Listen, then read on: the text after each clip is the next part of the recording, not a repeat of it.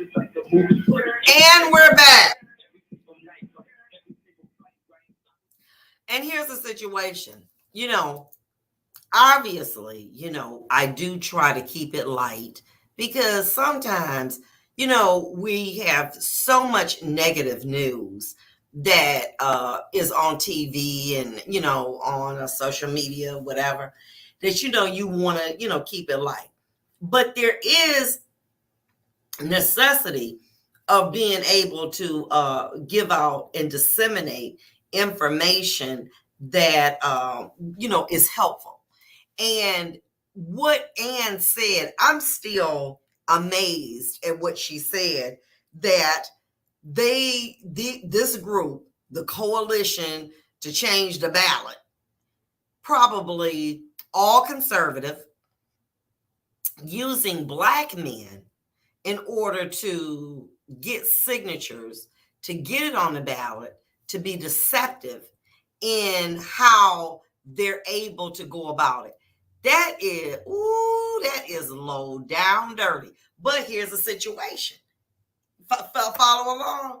They're already changing Roe v. Wade. They're like, man, let's go at it. We're going to stop the contraceptive. Oh, by the way, in Michigan, they write for it. They don't even read. What we're going to do is we're going to change your criterion so that you can vote. Because it's a free-for-all. Why? Because these are people who are in communities where people, it's been so bad out recently here. What I mean is the weather. So now the weather is nice and beautiful. Everybody's out buying flowers. Okay. And these people get in your way. You can't even, all right. Or just here, I'll sign it, whatever.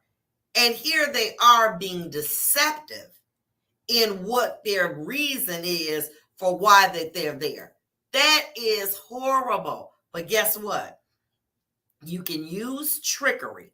Now, you can't sign somebody else's name. But these are people who will get in your way, won't let you, talk you down. He looks so attractive and friendly. And before you know it, someone said, Sanctuary of Love, seen a group of guys at the grocery store last week. I told them I wasn't interested in signing what they had. Here's the situation. Follow along. Somebody else made the comment. Plan B will be next. It will. It will. And what that'll do is it is going to destroy the Black community. This is what you're going to do. You're going to have more prisons. What's more prisons mean? Privatization. What's privatization mean? More money for entrepreneurs. Do you know, other than real estate, the number 2 industry is privatization of prisons? Baby, they building them left and right. And so when you have these cases, unfortunately, and I'm not trying to say that I want this to be a fetal side or doing abortions, etc., or, hurting a child that you brought into this world, they're going to fill the prisons. They're going to fill the jails. More money, more money, more money. That's right, Cindy. More money, more money, more money. But I'm not doing it. Oh, my God. Did you hear about that girl? Oh, yeah. She let her dog eat her baby. Crazy stuff. And then you're going to give her 20 or 30 years. And let me tell you this. In the jail here, and I don't know quite the amount of prisons here, it's $1 billion industry for the company to get, a multi-million-dollar industry for the company to get just to serve the food. And they ain't serving them crap. This is about money.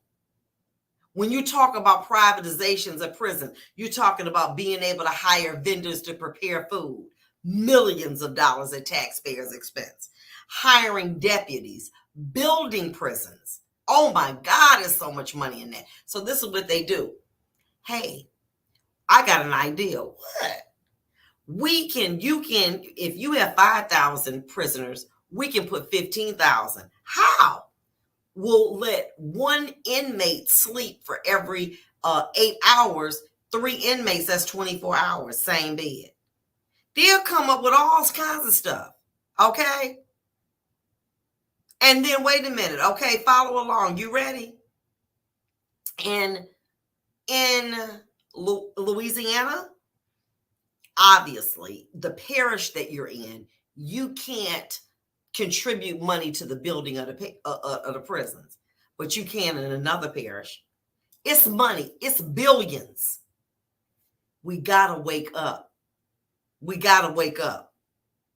And this is affecting brown and black people. We got to wake up. And we sleeping. And what we want to do is take one or two isolated situations and say, oh my God, that is so terrible. How did those people get there? And you're going to see, unfortunately, a lot of it, because when you take choices from people, that's what happens. We've got Lance on the line. Lance? Hey, how you doing? I'm doing well. What's your comment? Good, good.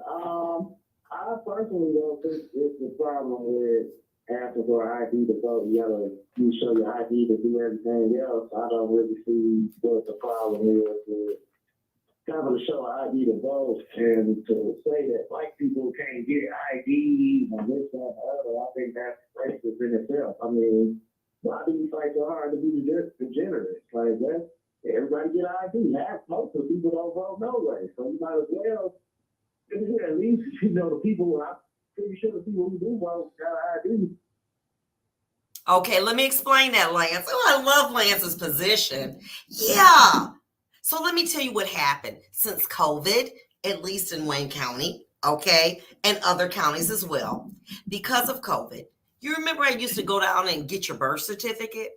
Oh, you can't get that. Or a death certificate. It now takes 3 months to get your birth certificate or your death certificate in order to go get identification. And then you say, that's okay, I don't have it, I won't vote.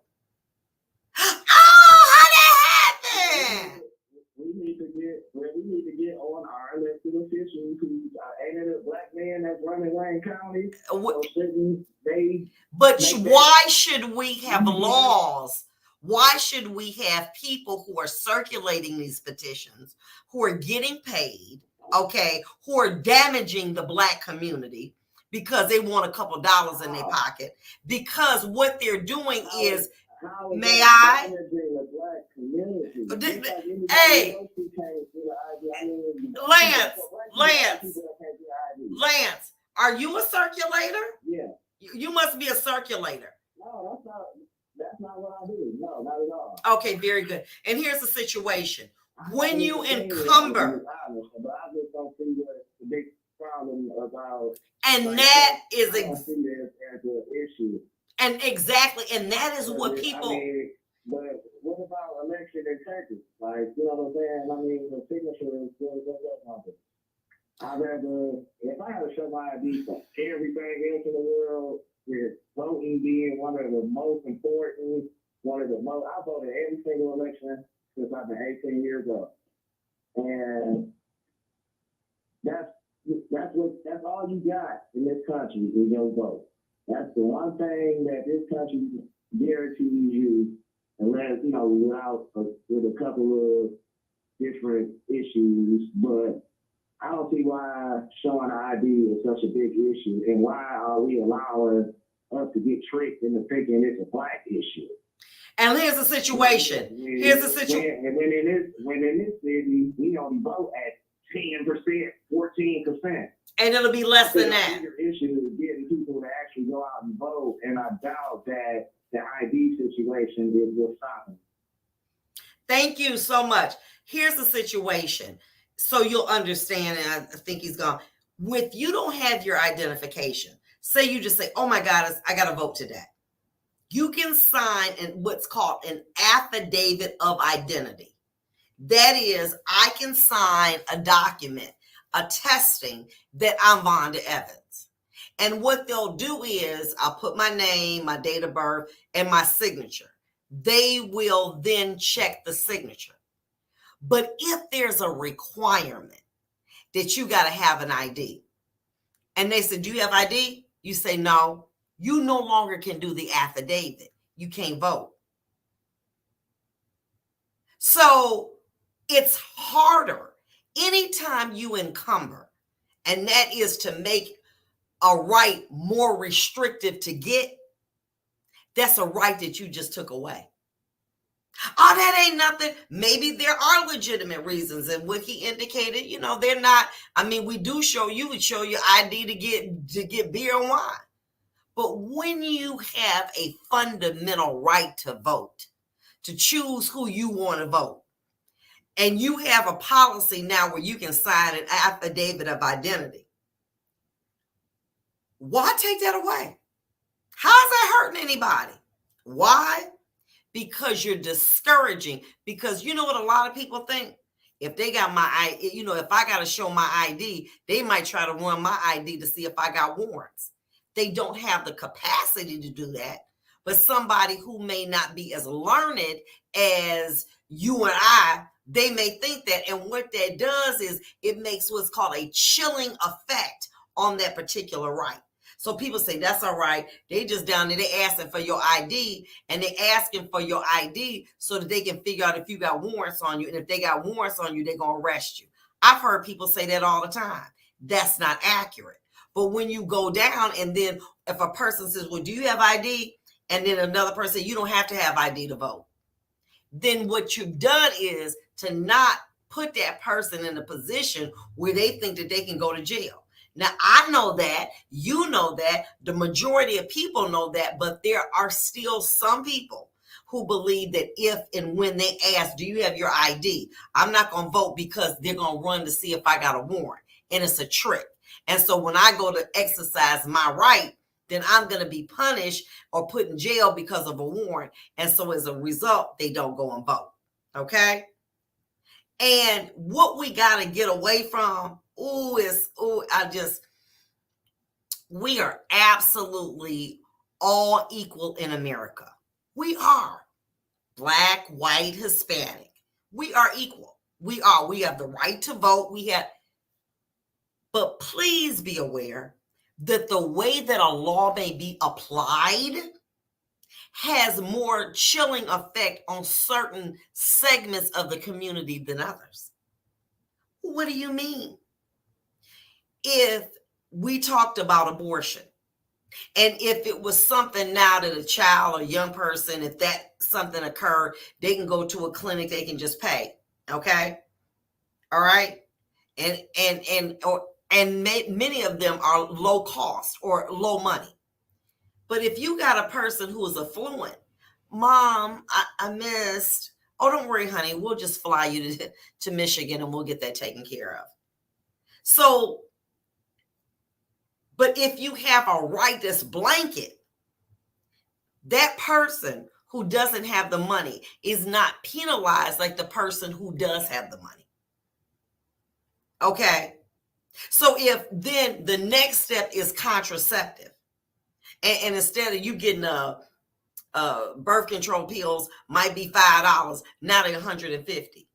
I can afford them, and many people are working. But what about young people who can't? And they're like, dang. You cannot encumber things that protect women. The ability to use contraceptive is a woman's choice. Okay. But many religious beliefs is that anything that interferes with the regulation of your body to produce is not godly. Okay. Now, the abortion thing, we understand that is, a right that has been protected, under the Roe v. Wade, the right for a woman to choose, etc. And then they start talking about when does life begin, etc., etc. I understand that, but we want to talk about the quality of life. We'll be back.